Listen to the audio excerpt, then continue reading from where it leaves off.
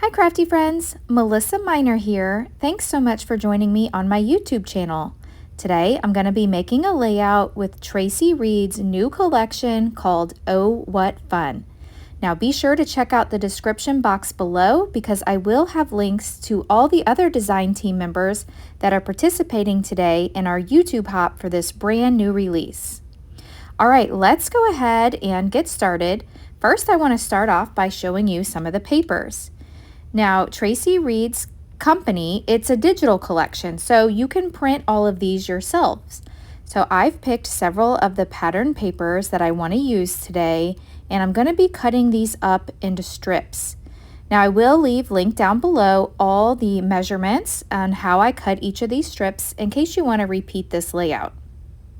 All right, so I have three of these 4 by 12 inch panels of this Kraft cardstock. And I want to cut these down and make a pattern. Now I saw Paige Evans make a layout like this on her Make With Me Monday series on YouTube, several months ago, and I have been dying to try out this technique, but I've just been waiting for the perfect paper collection for this.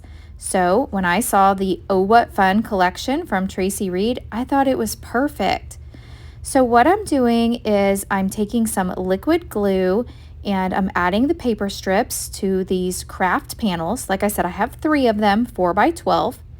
Now 2 of the panels I'll do just like this in this direction, and then the 3rd panel I'll start in the upper right hand corner and just make the diagonal going the opposite direction. Now the reason I'm using liquid glue is because I plan to go in with my sewing machine and stitch each of these pattern paper strips. Now, learn from me, it would have probably been better if I was able to put the glue in the center of each strip, and I'm not really paying attention to that right now. And the reason for that is because after I get the sewing done, I will go back in with my little Kraft spatula, and I'm going to rough up the edges and kind of pull up on each sides of the strips so that I can make them look distressed and then give them some extra dimension. Now you want to be sure that you use liquid glue because if you try to put just a tape runner through your sewing machine, it will get all gummed up. All right, so I have all of the pattern paper strips glued down to this first panel. So now I'm going to flip this over. Oops, it looks like I didn't get enough glue on that one. I'm going to flip this over and then take my scissors and just trim away at all of the excess. Now I will be sure to save the strips that are over on the one side because I can use those. Okay, so I have my 3 panels done, and you'll notice my outer panels, I went in one direction, and then the center panel, I had the pattern going in the opposite direction. So I've got all of these stuck down. Now time to take it over to my sewing machine and do some stitching. So I'm going to stitch down the center of each of these strips, and here we go. Now I do want to tell you that I have only used my sewing machine for paper crafts. I do not know how to sew in real life, only on paper, so anyone can do this technique.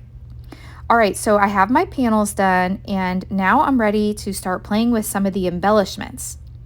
So I went into the sticker collection of the Oh What Fun, and I've printed each of these out. Now when I do this, I choose the stickers and I print them on a lightweight cardstock, and all you do is you drag the image over to your Cricut and you let it auto resize, and then you do print and cut. And so then you run that paper through your Cricut and it will print it will cut all those out. Now this is the photo that I want to scrapbook. It's documenting a memory of me and Dale and Tatum all drinking hot chocolate. And I have some of the embellishments already on this Kraft paper. And then I'm also bringing in this absolutely delicious acrylic piece from Cards.by.MelissaMinor Designs.